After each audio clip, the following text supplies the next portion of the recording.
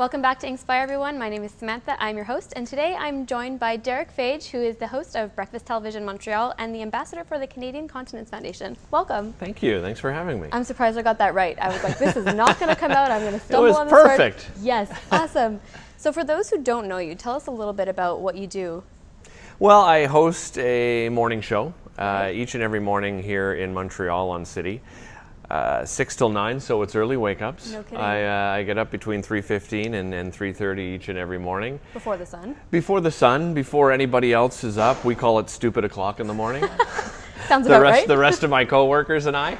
Yeah, so that's really preparing for the show in the morning. Of course, we're a mix of news and sports and what's happening, pop culture, weather and traffic, right. And really meeting different characters here in Montreal, talking about what's happening in our city, inspiring people, interesting stories, charity events. But my job really starts at about 4:15 in the morning. I prepare for that morning show, usually review all the information, go online, see what's making news, see what's breaking out there, and then 6 till 9 I'm on the show, and then after the show you really prepare for the next day. So you're done your morning by the time most of us are just getting up and going to work. Pretty much. Everyone thinks it's just that 6 to 9, like, oh, you have a great job, 3-hour job. And right. I'm usually out of the office between 12 and 1 o'clock. So I put in a full day. It's a full day? Yeah. So you say that, you're inspiring, you're listening to inspiring stories. You're quite inspirational yourself. So you recently delivered an amazing TED Talk. Thank you. And so many people who I've spoken to or within my network were totally moved by it. So how was that experience for you? I tell people it's probably one of the top 5 experiences Awesome. I've ever had, just from the response from people. I'd shared my story previously, but I think the more you share it, the more feedback that you get from people, you realize that what you're doing is actually affecting people, and hopefully affecting some change. I tell people, what was the most incredible part? Was it the standing ovation? No, the most incredible part of that TEDx was my father and my brother were there, and I went to meet them in the lobby after my talk, and I was just swarmed by people. I was surrounded by people. Strangers were giving me hugs and just telling me, how moving the TEDx talk was, and people were taking pictures with me, and it was a really incredible moment. Yeah. Awesome. And so when you embarked on this journey in the life of media, did you expect that you would be changing lives? No, certainly not. And when I embarked on it, I grew up wanting to be an actor. I thought I hoped I would be a film and television actor. And getting into TV this way was pretty amazing experience, because I started in Ottawa, and I auditioned. They were looking for a new co-host of a daytime talk show. Right. And my stepmother saw the ad, sent it to me, said, you should go out for this. This is something you've always wanted to do. And when I got the job, the best part was I realized, hey, they just hired me to be me. Right? Awesome. I'm not, they didn't hire me to be an actor. They just right. want me to be myself, which, really feels good. And then I just fell in love with it. I love people. I love talking to people. I love hearing people's stories. The more people I'm around, I think I get energy from people. I actually can feel it. I totally get that. Sometimes people look at you and raise their eyebrow, but I really feel it. And I really feel like I can give energy to other people. I think, we forget that the human spirit is pretty special. Yeah. And it is. It's very powerful. And I think a lot of times we think it's kind of hokey when people say that. But when you truly start feeling it, you realize that, no, it's true. This is a real thing. We're balls of energy, and we can share it with each other. Totally. I really appreciate you being on the other side of the camera today. This is kind of fun. This is a little bit of a role reversal here. Yeah, it's nice. Really cool. So what's something that you think people, there's a common misconception about being in TV? What's one thing you think they wouldn't necessarily think of? Well, I think as I mentioned earlier, I think they think, when you're on TV, that's the job. That's all the job entails. Right. When it entails more than that, and some people can choose to do more, and some people can choose to do less. I think the landscape of television has changed quite a bit. Yeah, absolutely. Myself, I'm putting in an 8 or 9 hour day. My other on-air colleagues are doing the same thing. The crew in behind doesn't get as much credit as they should. I have 2 segment producers that work even more than I could possibly imagine. I mean, they're putting like 10, 12-hour days in and, you know, making us look good on television. So I think, you know, most people think it's glamorous, Right. but there's a lot of work that goes into it before it even gets to television. But I will say I'm absolutely grateful. I think I have one of the best jobs in the world. It seems pretty cool. Yeah, and to, you know, to wake up every morning to know that you're going to a job that you love. I worked at an accounting firm, which, you know, I loved my experience there for 18 years, but sitting in a cubicle wasn't my thing. I always did acting on the side. I did murder mystery dinner theater. I did some independent film, some voices for video games, that kind of thing. But Right. my 9 to 5 was working in administration at an accounting firm. So when I finally got this job in Ottawa, my first 3 years I actually split time. I worked 6.5 hours a day at my dad's accounting firm, Wow. and I worked 3 hours a day in TV. So I bounced back and forth between the two, and for the first 3 years, that's what I did, and I begged them. I said, if ever there was a chance I could work full-time in television, I beg you, I will take the job. I don't care if it's a pay cut, and I did. I took a significant pay cut to leave the accounting firm to do Wow. my dream job. That's an interesting point, because I think a lot of entrepreneurs today, they really struggle with asking for help and with saying, hey, if there's an opportunity, I'm here and I'm willing. Yeah.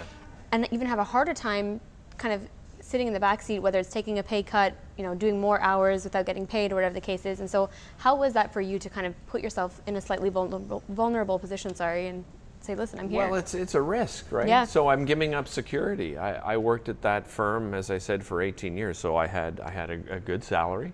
I had a full benefits package, and I had just moved into my dream home with my ex-wife at the time. And literally 9 months later, we were selling that home.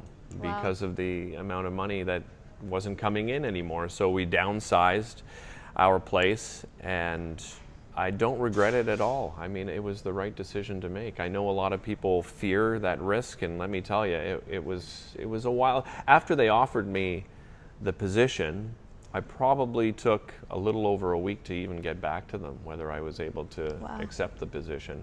I sat down with my co-host at the time, TL2, because she was doing the same thing, giving up. Her and her husband had a successful dance school, and she was giving up a lot as well. But it was a great decision, you know. Awesome. I worked even just to get that job, to get the resume that I had. I did free movies. I took roles for free all the time, because what I realized is I had a lot of friends doing background work, right? So they were getting paid that $15 to $20 an hour to do background work in film and television, but that doesn't do anything for your resume. So while they were doing that, I was taking lead roles in these B movies, independently produced. They couldn't pay me. They fed me a lunch. That's all I cared about. But then I started building up a resume. So when I auditioned for the role of host of that show, they looked at my resume and went, oh my God, you've done quite a bit.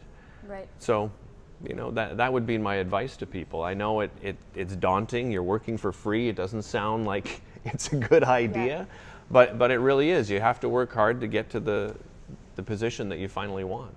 So there's no doubt that hard work goes into it, but I think we're kind of in a time where it's a gray line between working for what you want and burning out. Yes. And so how do you balance that lifestyle? Well, or your lifestyle, really? Is learning to say no. That was something really difficult in the beginning. I think, you know, when you're young and you get that first job, it inspires you enough that you go out and you do everything. Everybody, you know, hey, can you MC my event? I have a charity event coming up. Hey, can you come to the grand opening of my restaurant? And you end up saying yes to everything. In order to finally get balance, you have to finally start saying no. And it's not easy, right? But when people reach out to you, especially charity events, I've done hundreds of charity events over the years. When people ask you, you want to help. I mean, you know, at least that's the kind of person I am, and most of the people that I've ever, you know, worked with over the years, that's the way they feel too. If you can't contribute in different ways, some people can contribute monetarily, others can contribute with their time, and I happen to have a gift of the gab. People invite me to come and speak and share my story, or just, you know, host their golf tournament. I enjoy doing stuff like that, and plus, you know, you're meeting new people and learning about new people and new stories. How do you know when something is like you need to put it aside, it's not the right time or the right project? Well, you start getting, I I think, exhausted. That'll do it. That's probably the big thing for me. And I think you start saying, hey, I want sort of time to myself, or Right. time with family, time with friends. I think what happens oftentimes is your social life becomes part of your work life. So, I see that a lot. yeah, outside of the events and so forth that you're doing, you start You can having almost fewer justify and it that fewer way, time. though. Yeah, you You're do. like, it's social time. This Yeah. is hanging out, right? Yeah. Yeah. And then you realize, hey, I haven't seen my best friend in 3 months. Yeah. Because I've been doing all these things, or I haven't seen my brother or my sisters. So yeah, I think saying no was probably the main thing I did. So speaking of your brother, Yeah. you mentioned him, you mentioned your dad in your talk. Relationships seem to play a really key role in your story. How do those relationships influence your success and success in general? How important are they for people? Oh, they're tremendously important. During my TED Talk, I spoke about my brother and my dad and my mom and my sisters, and then my best friend, Gary. And, without Gary and that support group, I don't know where I'd be. I considered taking my own life. I had planned it at one point. I was so depressed. I was living with chronic fecal incontinence. I was in my 20s, and I was always a pretty upbeat, happy guy. And then I got into a point where I started getting into intimate relationships, and I was having a very difficult time with it. And I wasn't happy with my body image. It was pretty dark times. And what got me out of it, what I realized was, because I always strive to be happy. It was like, I was like relentless. I was like, I'm going to be happy. I don't care. The relentless pursuit of happiness, Exactly. right? That's what it's called. That's right. So I almost, lived a life of just being happy, like convincing myself I was happy, and that would just make me happy. It's like, a lot of people talk about, live the life you want and it will come, and that's sort of the idea I had with happiness. But during that time, I realized I was unhappy, and came to the realization that it's okay to be unhappy. Yeah. Like, I had to tell myself that. Like, it's all right. Like, you can't be happy all the time. It's okay. And then what got me out was relationships. I thought about, what if I wasn't here tomorrow? What would that do to my family who had supported me? My extended family, my friends, my best friend who was in the room next to me. The night I had planned it, he was there. And that's what convinced me not to do it, because not just thinking about myself, I had to think about others. And, that would have destroyed people's lives had I taken my own life. So what does relationships mean to me? Everything. Yeah. Because you have to reach out and tell people how you feel. For some reason, I don't know why it is that way. I think we're self-conscious for sure. We're embarrassed. We're ashamed of talking to people. But as I started telling people, I realized, like, they don't care. Like, they don't care that I have a medical condition. It's just like mental health issues. We're finally starting to talk about it more. If somebody has cancer, they feel comfortable telling people, right. Oh, you know what, I have cancer, and they blog about it, and they talk about it, and they share it. When we have something like mental illness, or we suffer from incontinence, we still have that taboo, right? Yeah. That stigma is still attached to it. So that was one of the reasons why I came out, because I was sort of tired of it being a taboo and a stigma, and I felt it was holding me back from having good relationships. Right. And good thing you did. I mean, judging by the talk, you've inspired so many to not only accept it, but to reach out, to ask for help, to show them that you can be happy and you can live the life that you want to live. Mm-hmm. You go to the wedding, I think was one of the stories you told, right? Like, stop missing out. After my TEDx talk, I had a viewer that sent me a note on Facebook, a Facebook message, and she suffers from Crohn's disease. So we have a lot of the same conditions. Unfortunately, with Crohn's and colitis, they go through a heck of a lot more pain than I go through, yet they still have the shame and embarrassment of being incontinent. And this woman said she's had it for 28 years, and she didn't have a support group, and she only leaves the house to go and get groceries or to go to the pharmacy. She doesn't go out anywhere. Can you imagine in 28 years, this woman I can't. felt so ashamed that she hasn't left the house in that long? That's a horrible place for somebody to be. And I can't even imagine how it's affected her mentally, you know, Right. to be isolated like that. So that's a message. You can't isolate yourself. People understand. Just give people a chance. Right. I know she's probably gone through, like I did, maybe some bullying and shaming and so forth. But as we mature, so does everybody else, and you have to Absolutely. remember that. Yeah, right? it's an education process. I mean, people need to know that how they're treating you and what they're saying is not okay. Mm-hmm. Yeah. Yeah. So how have the relationships, I mean, obviously you've got an excellent, personal support group. How have the relationships inspired your professional life as well? That's a good question. Because, no, it really is. Because I was a terrible student. Terrible student. I dropped out of high school 3 times.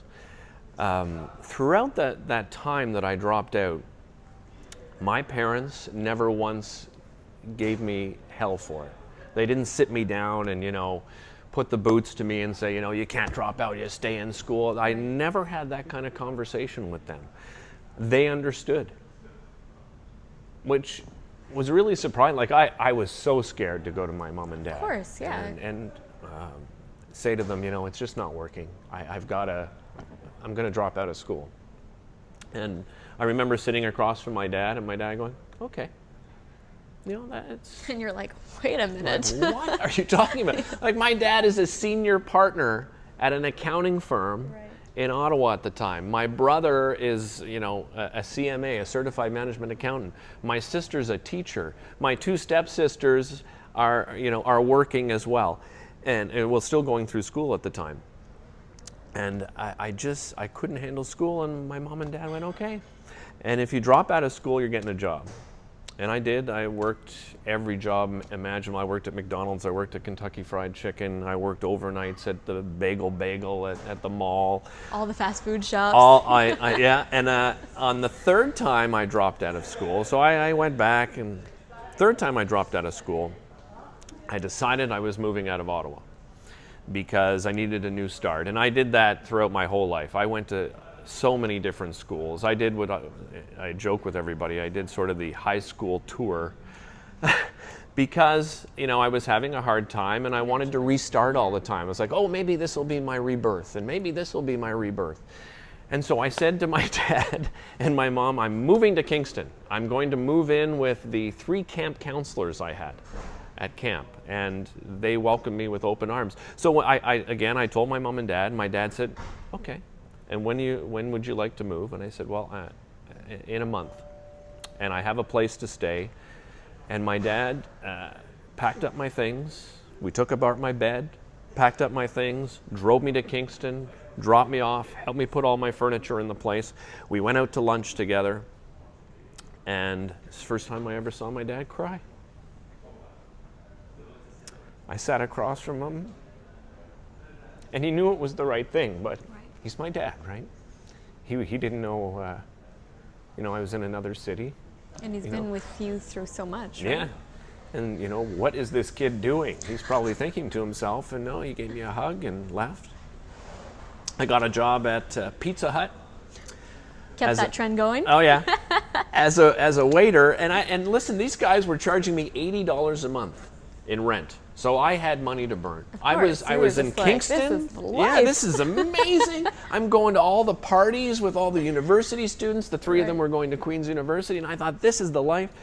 And 3 or 4 months in, I thought, whoa, this is what I think the life is.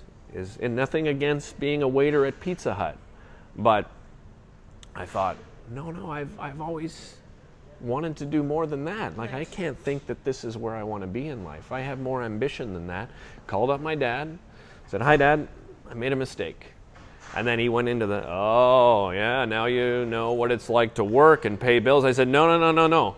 I am making good money. I'm only getting paid $80 a month. Only paying $80 a month in rent. But that's what scares me, is I'm having this great time.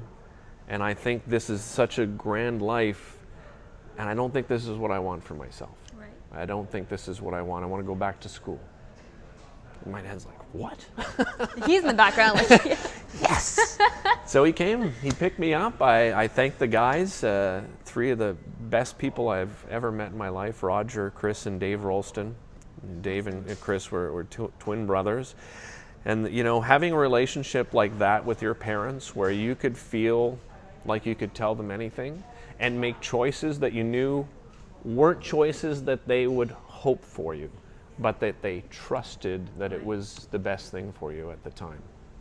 So I love that your idea, your perception of success has matured over the years. I mean, what would you define as success today? Success to me isn't measured even in career or monetary success. I think success to me is how you make people feel. I love that. You know, if you get a reaction from people that is, you know, you can tell it's special. If you sit down and you talk to people and you really listen to people, they feel it and they appreciate it. Success to me is just, I don't know, how people feel about you is the main thing for me. That's all I want, is people to feel good when I'm around them. I said it in the TEDx talk. Make people feel good. We forget, you know, and I don't mean, you know, oh, you look beautiful today and things like that. I mean, like, really meaningful things. Right. Like, you know what, you're a great interviewer. Like, thank you so much for this opportunity. No, honestly, but you are. But we fail to tell people that. Right. You know, like my colleagues at work, if they have a great interview, I praise them for, you know. So important. Like, what a great interview that was. It doesn't happen often enough. You're the people behind the scenes, you know, that you know, in TV we often don't even mention on TV. You know, every once in a while I try to tell people at home, hey, you know, it's not just us. Yeah. There's this great team, you know, that packaged together and put together this show. Like, it's a 3-hour show. It's a pretty daunting task. And to have the kind of colleagues that I do at Breakfast Television, you know, where, again, you know, new guys starting in January 2016, have to sit down with them and have the uncomfortable conversation of, hey, by the way, I suffer from fecal incontinence and I may need your help. You know, there may be a moment on live television where I'm going to go, BRB. gotta go. Exactly. Yeah, just praise people's successes. You know, like, I think often too, in any job, we're always worried that if we praise someone's success, that means something bad for us. Yeah. Right? Like, I don't want to praise you as a great interviewer because, you know, what if you come and take my job? Yeah. That's not the way There's it works. enough to go around. 100%. In any job. Yeah, absolutely. You know? Absolutely. And what kind of morale does that give to the rest of your colleagues? Right. Right? It only builds comfortable relationships. I love that you are the living and breathing definition of your version of success. That's awesome. It's Thanks. really, truly, truly great. And such a pleasure to have you on. Thank you so much for joining us. Oh, my pleasure. Thanks for having me. Great. Thanks, everyone. This has been Inspired. Tune in next time.